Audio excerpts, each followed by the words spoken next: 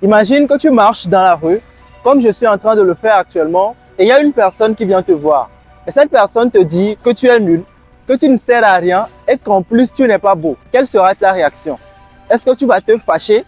Est-ce que tu vas attaquer la personne? Est-ce que ça va te faire rire? Ou est-ce que tout simplement tu vas continuer tranquillement ton chemin? Avant de continuer cette vidéo, prends juste le temps de donner ta réponse dans les commentaires. En fait, la réaction que tu vas avoir va déterminer le préjugé que tu as sur toi-même. Des préjugés, nous en avons tous sur nous. Ça peut être le fait qu'on ne se trouve pas assez beau, pas assez intelligent, que les autres sont meilleurs que nous, qu'on ne peut pas y arriver ou que tout simplement nous sommes une personne timide, donc on ne peut pas changer. Mais le problème avec les préjugés, c'est que souvent nous pensons que les autres ont des préjugés sur nous, alors que non, nous avons des préjugés sur nous-mêmes. Et c'est pourquoi dans cette vidéo, je vais te démontrer que la majorité de tes préjugés ne sont pas vrais et que les autres n'ont pas de préjugés sur toi, mais tu as des préjugés sur toi-même. Et enfin, une technique infaillible qui va te permettre d'éliminer tous tes préjugés. Et si tu restes jusqu'à la fin de cette vidéo, à la fin, je vais te dire le préjugé que la majorité des Africains ont sur les Africains et que je n'apprécie pas du tout. Un préjugé, c'est tout simplement un jugement que tu as sur toi-même et qui constitue ta réalité. Il faut faire la différence entre ta réalité et la réalité. La réalité, c'est ce qui est. Ta réalité, c'est ce que tu crois. Reprenons l'exemple du début. Si une personne vient te voir et cette personne te dit que tu es nul, si ça te touche et tu te fâches, ça veut tout simplement dire qu'au préalable, tu pensais que tu étais nul. C'est aussi simple que ça. Le but, ce n'est pas de culpabiliser, mais d'en prendre conscience. Pour mieux illustrer ça, prenons l'exemple d'Elon Musk, l'homme le plus riche du monde. Imagine une personne qui insulte Elon Musk de cette façon. Monsieur, vous êtes une personne très pauvre, vous me faites très pitié. À ton avis, est-ce que ça va faire mal à Elon Musk? Est-ce qu'il va se fâcher ou est-ce que tout simplement ça va lui faire rire? Moi personnellement, je pense que ça va lui faire rire. Et tu sais pourquoi? Parce que déjà le gars, avec le sens de l'humour qu'il a... This is one of the great questions in physics and philosophy, where are the aliens? Maybe they're among us, I don't know. Some people think I'm an alien. Not true. Not true. Et en plus, c'est une personne qui est déjà convaincue qu'elle est riche. Donc, ça va lui faire rire. Donc, ça prouve à quel point un commentaire négatif ne peut pas te toucher si au préalable, tu ne considères pas ce que la personne dit comme vrai. Avant d'éliminer un préjugé, il faut d'abord comprendre le cercle des préjugés. Selon le cercle des préjugés, un préjugé va entraîner une pensée. La pensée va entraîner un état mental. L'état mental va entraîner un comportement. Et le comportement va engendrer une conséquence. Et la conséquence va renforcer le préjugé. Prenons juste cet exemple. Imagine que tu dois prendre la parole en public et que tu as un préjugé sur toi qui consiste à dire que tu es nul. Donc ça, c'est le préjugé. Je suis nul. Maintenant, ce préjugé-là va entraîner une pensée qui est que ça va être une catastrophe. Maintenant, l'état mental dans lequel tu seras, c'est que tu seras angoissé, tu seras stressé. Et maintenant, cet état mental-là va entraîner un comportement. Le comportement que ça va engendrer, c'est que tu ne vas pas oser regarder les gens dans les yeux. Tu ne vas pas faire des pauses, tu ne vas pas faire des variations de voix. Donc, ce qui va faire que ce comportement-là va engendrer une conséquence qui est que tu vas ennuyer les gens.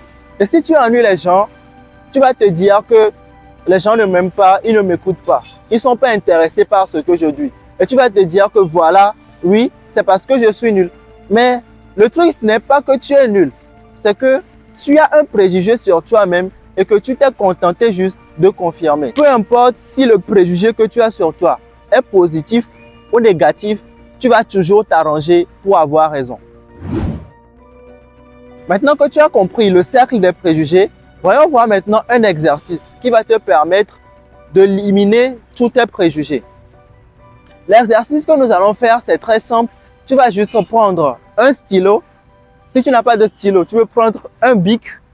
Maintenant, tu prends un stylo et une feuille. Sur la feuille, tu vas faire un tableau de 4 colonnes.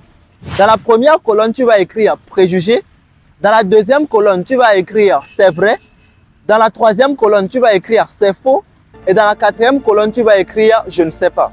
Maintenant, le but, c'est de vérifier si le préjugé que tu as sur toi est vrai, si le préjugé est faux, ou si tout simplement tu ne sais pas si ce préjugé est vrai ou si ce préjugé est faux. Maintenant que tu as ton tableau de 4 colonnes, ce que tu vas faire, c'est que tu vas écrire ton préjugé.